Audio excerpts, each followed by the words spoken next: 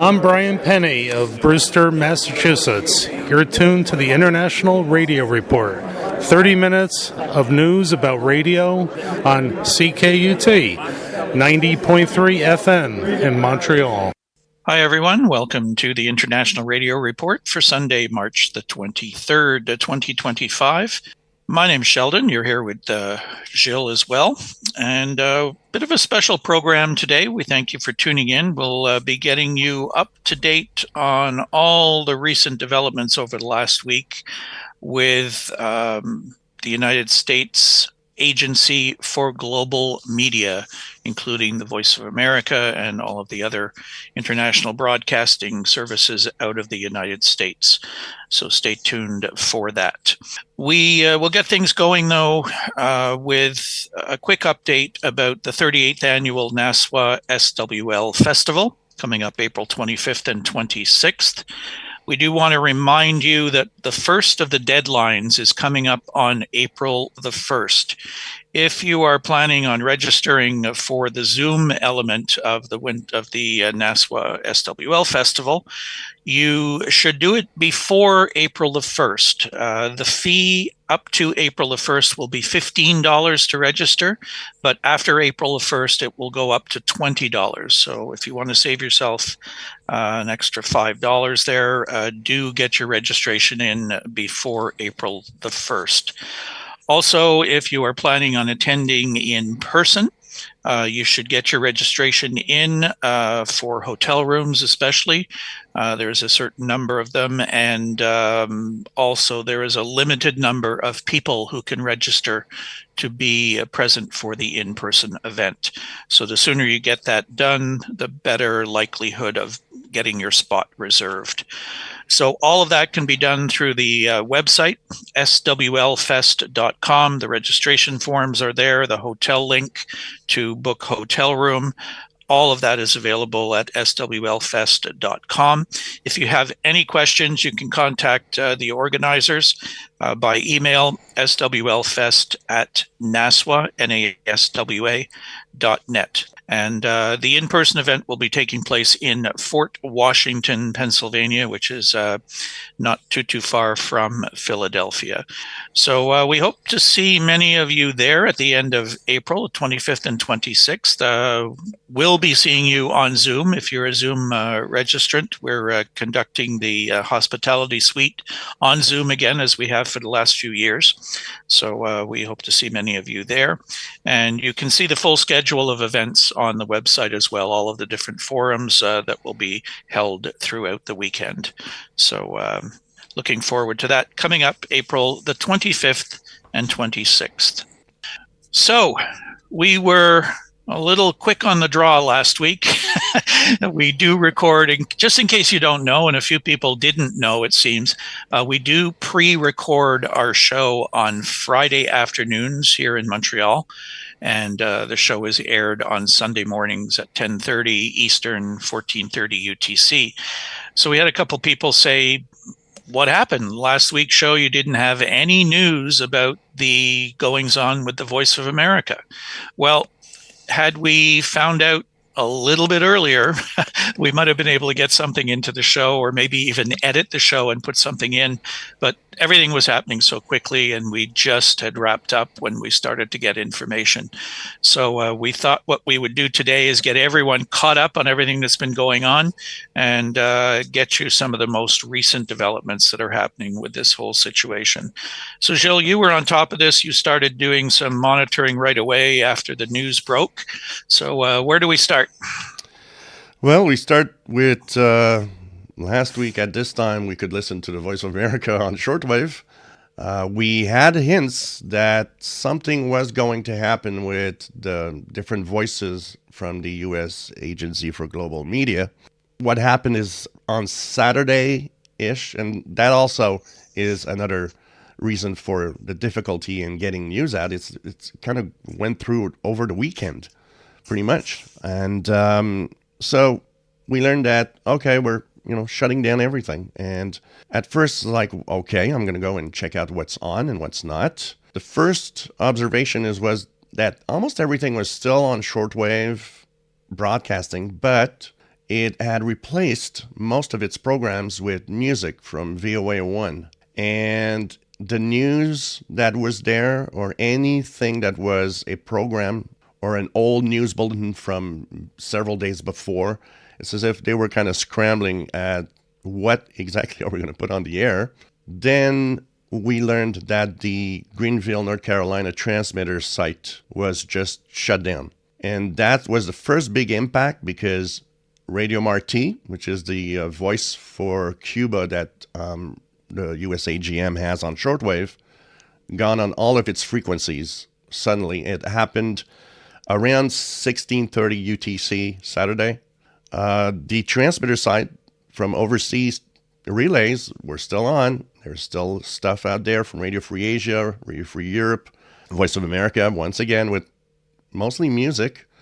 And slowly things were degrading. So as the hours went by, suddenly, okay, no more signal coming out of the Botswana relay. And then was, of course, other relays like Tinin in the Philippines. And all of that just went down quite fast at that moment, in a day or so. There's still some spotty programs here and there on different transmitters, but they are few. The majority of all the voices are now gone. Also, it has I call it the collateral damage of the VOA shutdown. The transmitter sites, some of them had relays of other broadcasters. One is Radio Thailand, and Radio Thailand, when the transmitter was shut down for the Voice of America and Radio Free Asia, Radio Thailand disappeared because they were on the same transmitter. Another one that I listened to through a QESDR because I was suspecting that it would have the same impact, Radio Pilipinas got off the air. And this is also another voice that's gone. Many BBC relays are gone because they were using those transmitters. So I don't know if BBC may be scrambling to try to find some spots on other transmitter sites that they have or the relays. As of this recording right now, don't try to find Voice of America or any of those transmissions. It's pretty much, it's actually very weird to tune around the bands and see that all of those frequencies are gone now. Are they going to come back? That's, the other stories is, are they going to turn them on again or not? I don't see a very high chance of that happening. And there's a lot of reports that, transmitters need to have some maintenance. They need to be shut down and turned on in a proper sequence. And what we hear is that it was kind of a little savage. It was like, no, we just pulled the power and... Yeah, just a little bit of background as well. What the services is this affects. It's not just Voice of America, as Gilles was saying, but they do operate the Voice of America, Radio and TV Marti, Radio Free Europe, Radio Liberty, Radio Free Asia, and the Middle East broadcasting networks. So across the board, those services were stopped. Now, the senior advisor in the Trump government, Carrie Lake, on March the 15th, she stated that waste, fraud, and abuse run rampant in the USAGM. She alleged that the agency had been victimized by, quote, massive national security violations, including spies and terrorist sympathizers and or supporters infiltrating the agency, that it had issued eye-popping self-dealing involving contracts, grants, and high-value settlement agreements, spent hundreds of millions on fake news companies, and put out a product that often parrots the talking points of America's adversaries. She canceled the lease even on a new downtown Washington headquarters that had been announced in the last year. She then said that the USAGM would continue to deliver on all statutory programs that fall under the agency's purview and shed everything that is not statutorily required. She said then that the actions being taken affected the agency as well as its grantees. There is money that comes from USAGM, for example, that goes to Radio Free Europe, Radio Liberty. So it's sort of an arm's length agreement between them. And we saw a story come out today, actually, through Radio World, that RFERL is actually trying to sue the U.S. Agency for Global Media to get the money, the grant that they were promised, that's already budgeted for. But none of that is happening right now because the brakes were put on all of it. So there's been a real outpouring of response to all of this. We've seen articles in the New York Times, the Washington Post, many other, even Rolling Stone magazine. I read an article today that they had written about what's going on. I think what is interesting is there are probably a lot of Americans who are wondering, what is all this stuff that they're talking about? We all know, anybody that's been in shortwave, whether a short time or for a long time, has always found it kind of odd that the Voice of America doesn't even acknowledge Americans. It's like, for example, if you write to the Voice of America and you're an American citizen in the United States, they don't even respond to you. You can't get a program guide from them. If you're a QSL verification card hunter, you can't get anything from them. I've got a contraband Voice of America pennant sitting beside me here on the desk, which I was waving at some American friends online the other day. It's really, the whole population, unless you're into this field, probably don't even know what these services are that are being cut. And this is what the problem is. I think a lot of those people are just looking at the price tag and saying, oh, well, those services can't really be all that important. And look how much money will be saved. That money can be used for other things. But that's the danger. And I think that's what the government is probably taking advantage of with some of the services that they're cutting, is that it won't bother people. I can understand. I mean, if I would not be in the radio field and you tell me, oh, we're spending those millions of dollars and talking to foreign countries on the radio, for what purpose? You might not. And I think that's also the big picture, is not understanding the reasons behind it too. Thinking, well, maybe we're just wasting money here. These voices are there for a reason. And we talked about so many times of the balance of power in the world. If we go back to the Cold War times, radio was part of keeping that balance, keeping things in a way that there's a balance between all of the powers and we don't just, go at each other. Voice of Russia, which had the communist ideas and all of that, whether it was, Radio Canada and Voice of America and all of that gives our own viewpoint of the Western world. People on both sides could hear those broadcasts, and people on both sides could make their own mind as to, where the truth lies. And maybe something is my government maybe not telling me the whole truth and the whole picture of everything. It makes people think. Voice of America, its reason of existence, like Radio Free Europe, Radio Liberty, Radio Free Asia, is there to balance today's world. It might seem to be something unnecessary. A lot of people are like, well, the Cold War's gone. Why should we keep doing this? Well, the Cold War might be gone, but there's other problems around the world. And we see it with Russia when they've invaded Ukraine. We see it, with China trying to put a little more military here and there and, try to, get Taiwan. And so by having these voices, we're giving people in these regions of the world a news source and a trusted news source about things that are happening.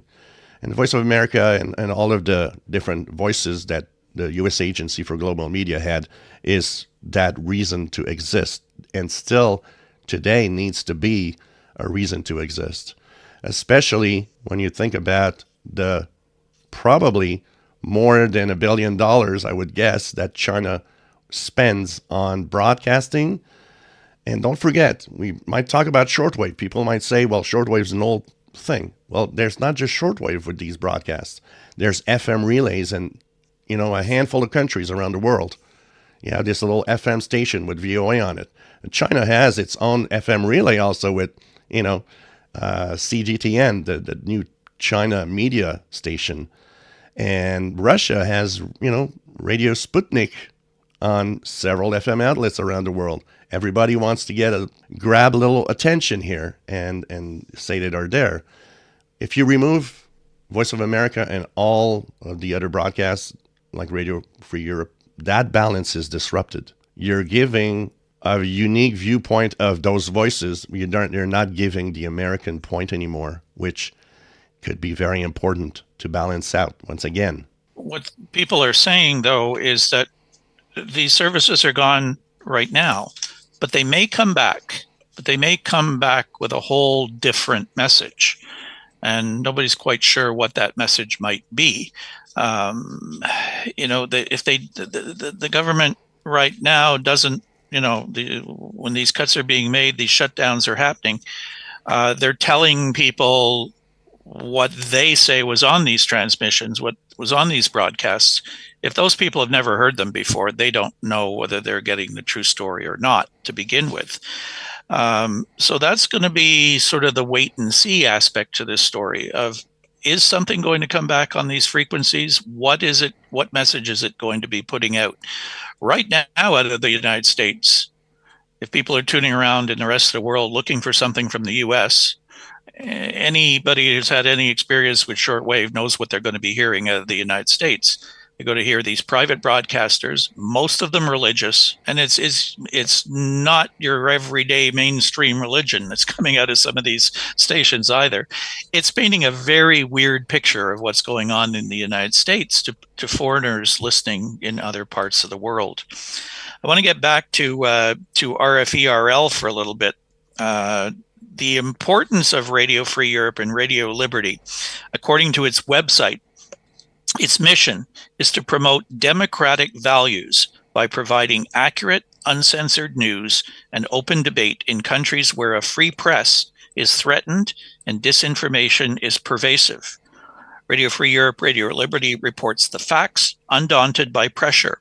While historically known for radio broadcasting behind the Iron Curtain during Cold War, today's RFERL seeks to reach audiences where they are, prioritizing digital platforms and innovative censorship circumvention strategies. The organization headquarters is in Washington, while its journalistic efforts are based in Prague, Czech Republic. It reports to 23 different countries in Europe and Asia. So they are filing a suit against the USAGM to try, as I said earlier, to try to get the money that is due to them that was been budgeted to them. They have been credited in the past as being the source that forced the fall of the Berlin Wall, that forced the end of the Cold War. People were listening to these broadcasts, and it sparked them. It pushed them into doing things, and they give a lot of credit to what these broadcasts were all about. Now they're gone.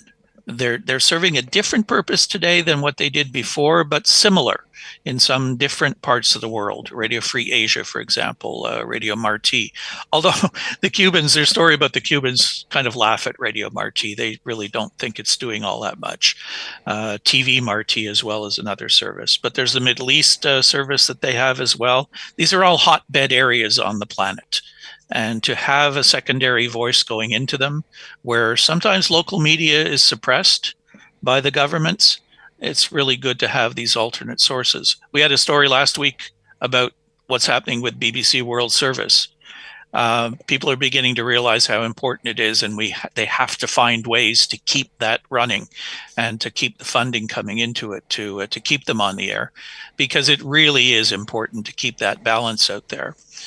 I think what some people are afraid of is what happened when Radio Australia left the air. It was almost instantaneous that their frequencies became filled with China Radio International broadcasts.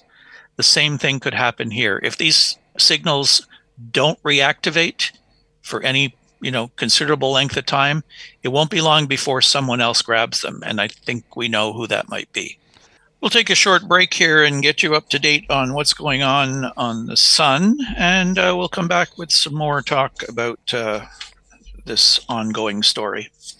So what's happening with our sun? Well, our sun is active. There was a M-class solar flare that was detected.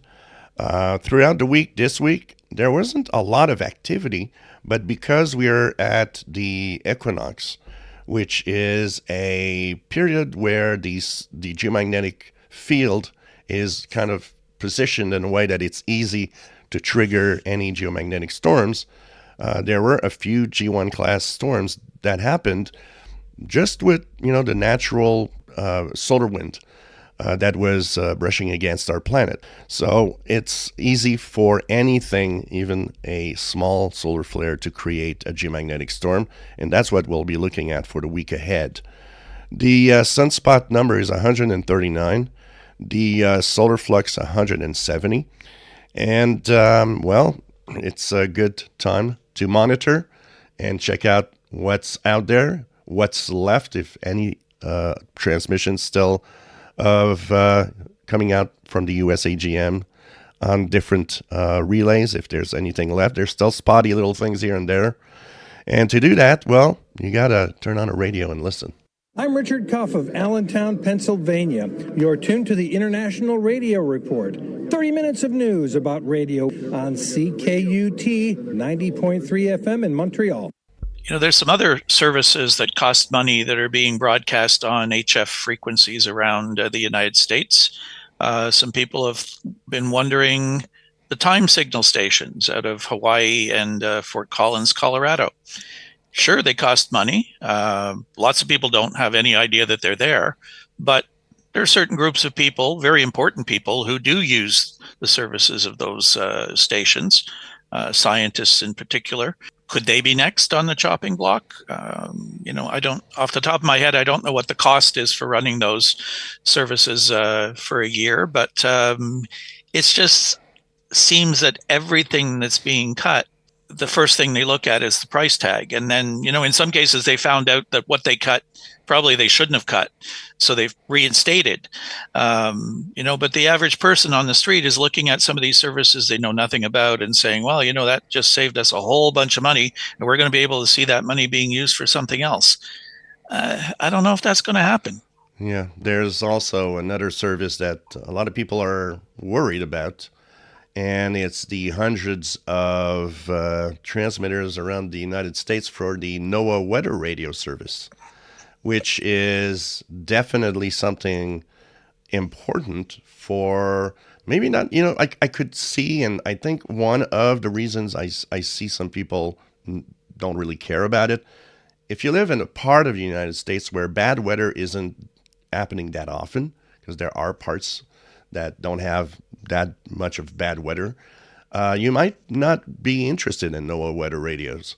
But I can tell you there's a lot of people where, like Tornado Alley, I'm pretty sure there's a very high percentage of people with NOAA weather radios in there. Anywhere where hurricanes can hit, bet you that NOAA weather radios are pretty important also. And so this is another service that some people are like, well, can they just say, hey, we got your cell phone to have the weather? Why do you need this service? Same with WWV. People saying, well, you can have a GPS that has an accurate clock. Yeah, but if you've used a GPS, and I can tell you, go in the forest with your GPS, so you might get lost, actually, because exactly. that signal might not go through thick forests sometimes. Yeah, and they can be dramatically affected by propagation and lots of different things that can cause problems, not just to the radio signals, but to satellite signals and that sort of thing. I don't know. I don't know what we are going to see coming down the pike. Some people have said, well, can VOA go onto other transmitters? There's Radio Miami International down in Florida that has one of the largest transmitter sites in the world, all sorts of frequencies that they have available. They already broadcast some foreign programming from other countries through their site. Could they possibly be used to put VOA programs on the air? But who would be paying them? Because they do charge to have, to broadcast for other services. So maybe it's a solution, but maybe not. I mean, somebody has to produce the programming to put on the air as well, and right now that's not happening either.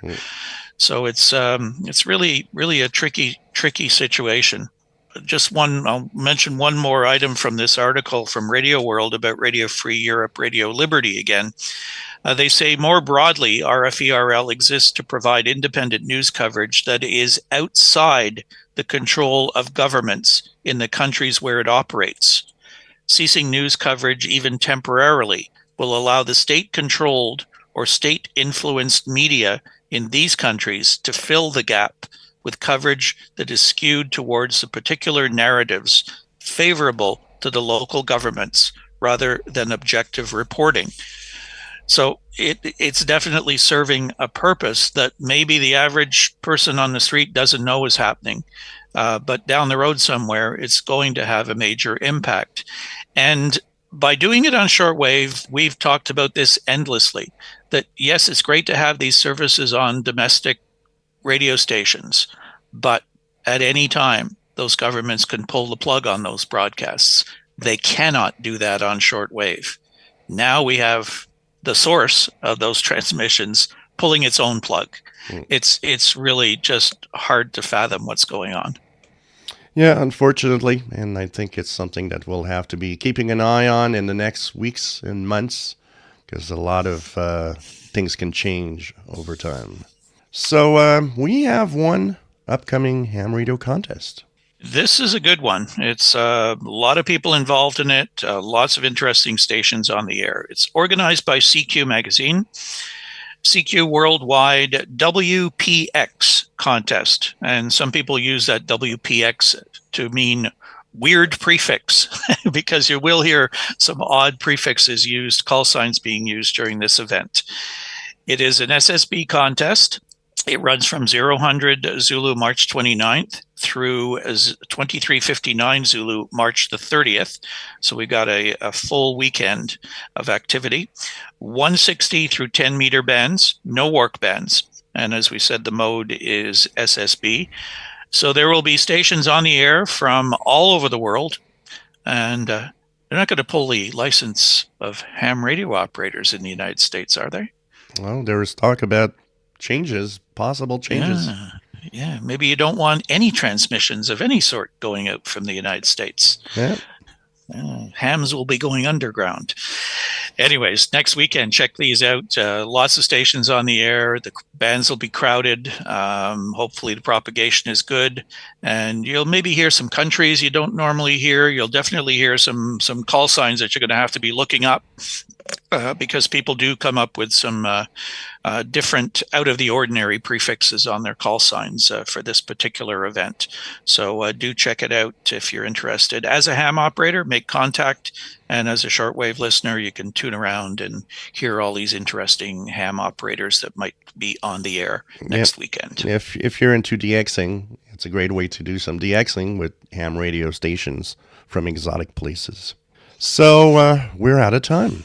Yes, we are. We hope you enjoyed this look back at the last week. Of course, next week we'll update you on any changes that might have occurred while we're gone. But we'll be back again next Sunday morning with our next edition of the program. In the meantime, if you want to get in touch with us, radioreport@yahoo.com is our email address. Our show is live streamed and archived at ckut.ca here in Montreal. We have a Facebook group, International Radio Report. We welcome Mike Canna joining the group this week. And our YouTube channel allows you to go and listen to our programs whenever you like. We invite you to subscribe to the channel. And every new show is usually posted up within 24 hours after the show airs on Sunday mornings. So check it out there if you miss us live on Sundays. Have a great week, everybody. We'll get you updated again next Sunday morning with our next edition of the International Radio Report on CKUT 90.3 FM in Montreal. Bye-bye for now. Bye-bye.